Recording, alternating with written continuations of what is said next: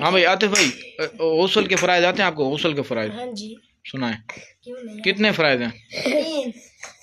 सुनाओ।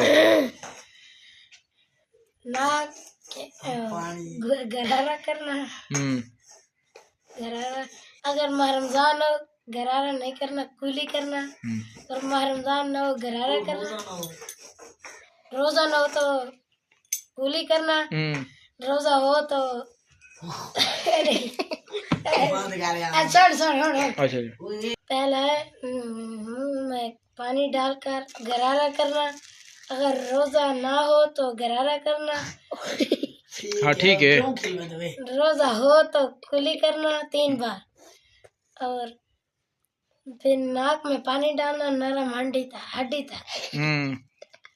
और नंबर 3 पूरे जिस्म पर, पूरे बदन पर पानी बहाना, बाल जितनी जगह नरम न रहे, नरम न रहे, कूली न रहे, खुश्क कुरी न रहे। तो अगर भाई आप कहते हैं, आप सुना दो यार जरा तफसील से। भाई तो अटक अटक के सुनाया आतिफ भाई ने तो। हाँ गौसल के, गौसल कितने फ़राइज़ हैं? 3।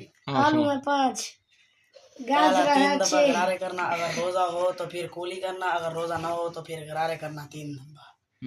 और उसके बाद नाक की नरम हड्डी तक पानी देना, उसके बाद पूरे जिस्म पर पानी बहाना, बाल जितनी जगह कुरी ना रहे। कुरी न रहे, कुरी क्या होती है? खुश्क न रहे, खुश्क न रहे, ठीक।